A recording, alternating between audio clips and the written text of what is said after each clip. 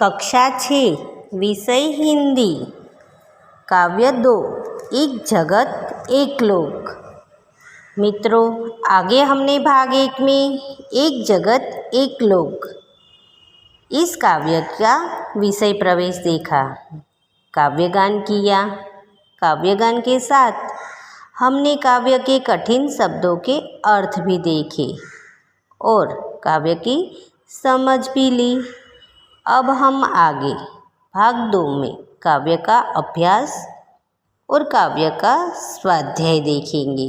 ठीक है, देखिए अभ्यास में हम आज प्रश्नों के उत्तर देखेंगे। सबसे प्रथम प्रश्न है, एक जगत एक लोक ऐसा कवि ने क्यों कहा है? बताइए। मैं आपसे प्रश्न पूछती हूँ कि एक जगत एक लोक ऐसा कवि ने क्यों कहा है? चलिए अब इसका उत्तर हम देखेंगे। यह संसार एक मानव लोक है। एक ही चंद्रमा सारे संसार में अपनी चांदनी फैलाता है। एक ही सूर्य सारे संसार को प्रकाशित करता है। दुनिया के सभी लोग एक ही धरती पर और एक ही आसमान के नीचे रहते हैं। इस प्रकार प्रकृति के तत्व हम सब के लिए एक है। इसलिए कवि ने एक जगत एक लोक ऐसा कहा है। आगे देखिए प्रश्न नंबर 2, एक रक्त का अर्थ समझाइए। रक्त यानी लहू, एक रक्त का अर्थ समझाइए। जिसका उत्तर देखेंगे हम कि मनुष्य की चाहे किसी भी देश, जाति और धर्म का हो, उसके रक्त का रंग लाल ही होता है। रक्त के रंग की समानता से साबित होता है कि पूरी मनुष्य जाति एक ही है। भले ही हमारे रूप रंग भिन्न हो पर भीतर से हम सब एक ही है। इस प्रश्न का उत्तर यही है। आगे प्रश्न नंबर 3 में देखिए, हमारा धर्म क्या होना चाहिए? बताइए, हमारा धर्म क्या होना चाहिए? तो सबकी प्रगति हो, सबको न्याय मिले और मानवता की रक्षा हो, यही हमारा धर्म होना चाहिए। आगे प्रश्न नंबर 4 देखिए, हमारा जीवन एक सुख दुख की कहानी है ऐसा कवि ने क्यों कहा है? मनुष्य के जीवन में कभी सुख के दिन आते हैं और कभी दुख के दिन भी आते हैं। किसी का सारा जीवन न सुखी होता है न दुखी। जीवन में बारी बारी से सुख और दुख आते ही रहते हैं।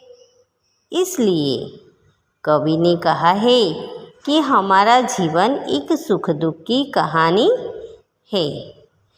मित्रों देखिए, यहाँ पे हमने अभ्यास देखा, अभ्यास के प्रश्नों के उत्तर भी देखे। अब आगे हम प्रश्न नंबर 2 यानी ऊंचे स्वर में पढ़िए।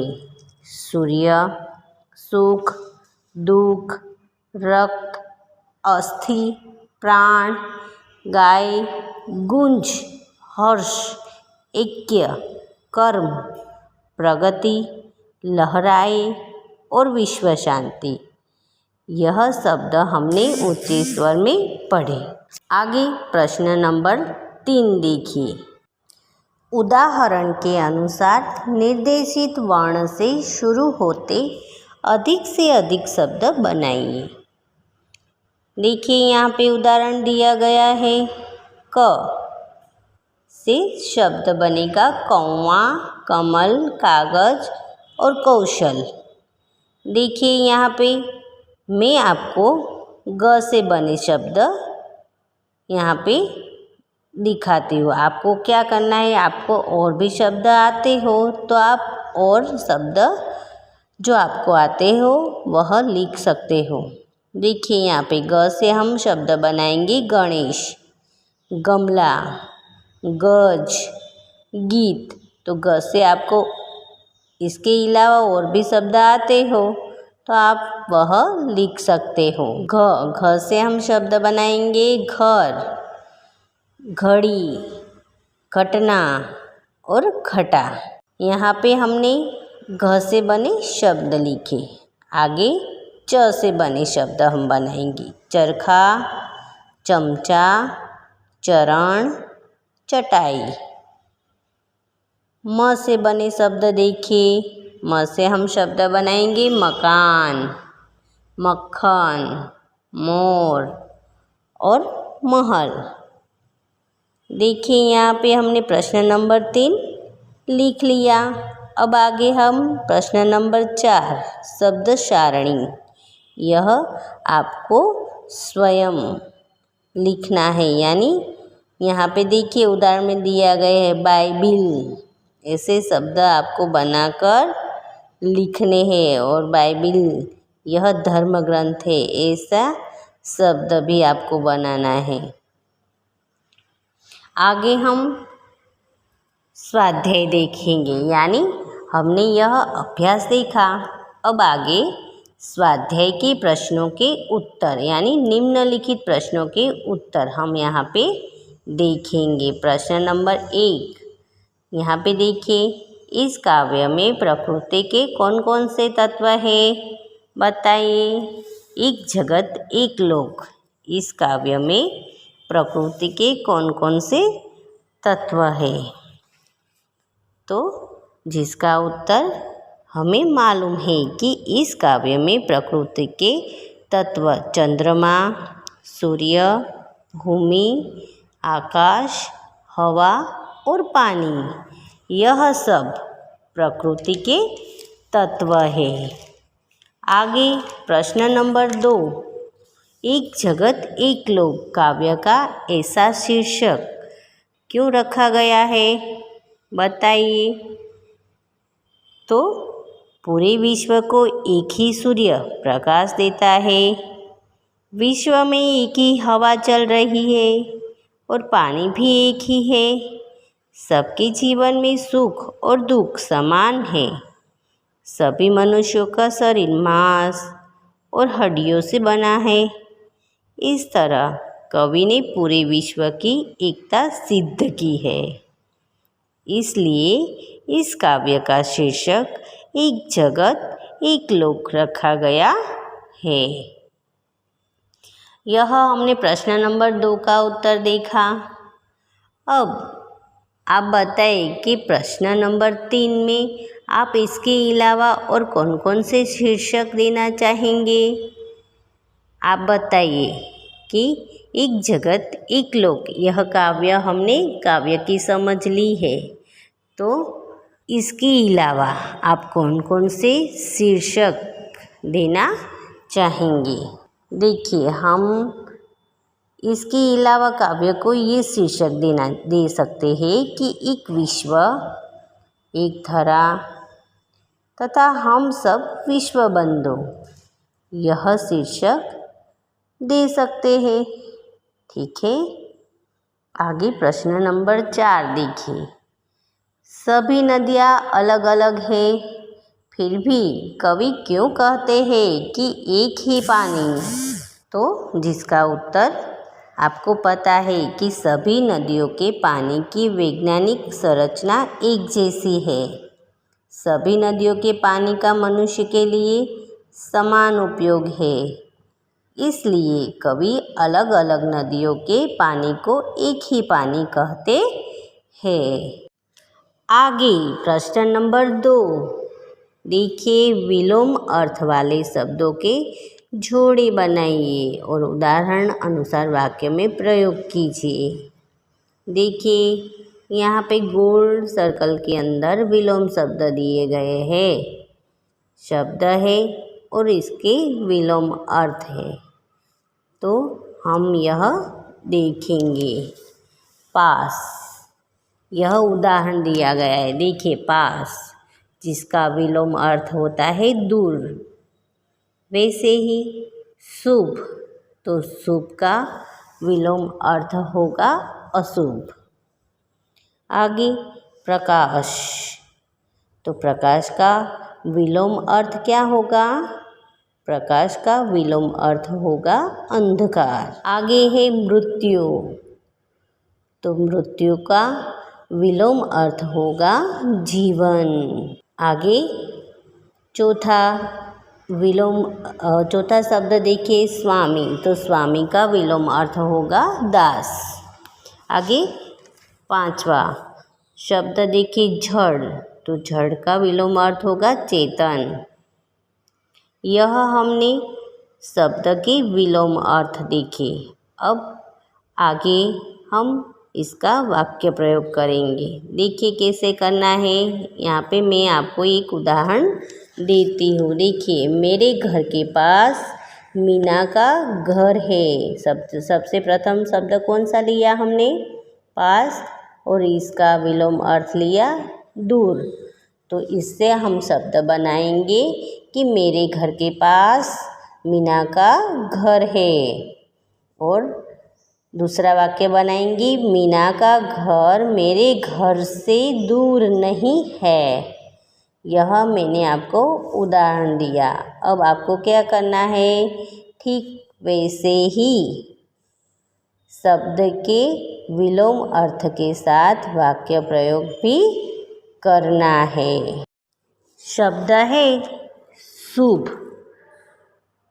तो शुभ से हम शब्द बनाएंगे विजयादशमी का दिन सबके लिए शुभ दिन है।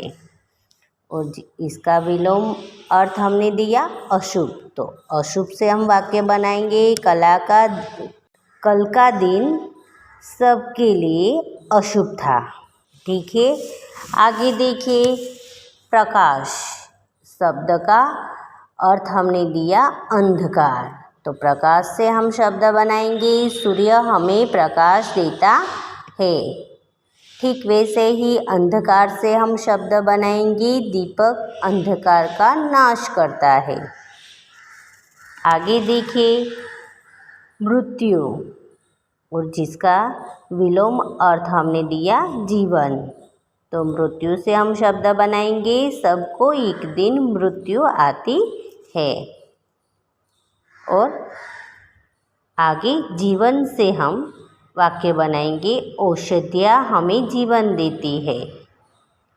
इसके अलावा आपको और वाक्य प्रयोग करना आता हो तो आपको जो आता है वाक्य प्रयोग करना वह आप लिख सकते हो।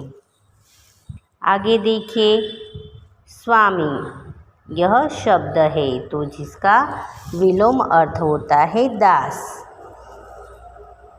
इससे वाक्य प्रयोग हम बनाएंगे ईश्वर सबका स्वामी है। और दास से हम वाक्य प्रयोग बनाएंगे वह किसी का दास नहीं है। पांचवा शब्द देखिए जड़, जिसका विलोम अर्थ होता है चेतन। तो जड़ से हम वाक्य बनाएंगे वनस्पति जड़ नहीं है। और इसका विलोम अर्थ हमने दिया चेतन, तो चेतन से वाक्य प्रयोग बनाएंगे वृक्षों में भी चेतन है। यह हमने प्रश्न नंबर 2 विलोम अर्थ वाले शब्दों के जोड़े बनाए और उदाहरण अनुसार वाक्य में प्रयोग भी किया। आगे हम प्रश्न नंबर 3 समान प्रास वाले शब्द बनाकर लिखिए। यहाँ पे हमें समान प्रास वाले शब्द बनाने हैं। उदाहरण है आना तो जाना, इसी तरह सुनकर तो पढ़कर, मेहरबान तो बागबान, सेठानी तो जेठानी, पढ़कर तो लिखकर। देखिए यहाँ पे प्रास वाले शब्द हमने बनाए और अपनी नोट में लिखना है आपको। आगे प्रश्न नंबर 4 निम्नलिखित भाव दर्शाने वाली काव्य पंक्तियाँ आपको स्वयं अपनी नोट में लिखनी है। मित्रों आगे प्रश्न नंबर 5 समानार्थी शब्द ढूंढकर घेरा बनाइए और लिखिए। यहाँ पे देखिए समानार्थी शब्द लोक, जिसका अर्थ है विश्व और दुनिया। आगे मान, तो मान सम्मान और प्रतिष्ठा। निशान, निशान का समानार्थी अर्थ है चिन्ह और संज्ञा। आगे है हाथ, तो हाथ का समानार्थी शब्द होगा हस्त और पानी। आगे देखिए अंबर, तो अंबर का समानार्थी अर्थ होगा आकाश और गगन। यह मैंने समानार्थी शब्द आपको ढूंढकर बताइए और आपको क्या करना है, समानार्थी शब्द इनका वाक्य में प्रयोग आपको स्वयं करना है। ठीक है, यह हमने प्रश्न नंबर 5 और 6 यहाँ पे देख लिए हैं। आपको प्रश्न नंबर 5, 6 और 7 आपको अपनी नोट में लिखना है। ठीक है, तो यह लिखने के लिए, प्रश्नों के उत्तर लिखने के लिए आपको क्या करना है, इस वीडियो को बार बार देखते रहना है और सब्सक्राइब करना है। ठीक है।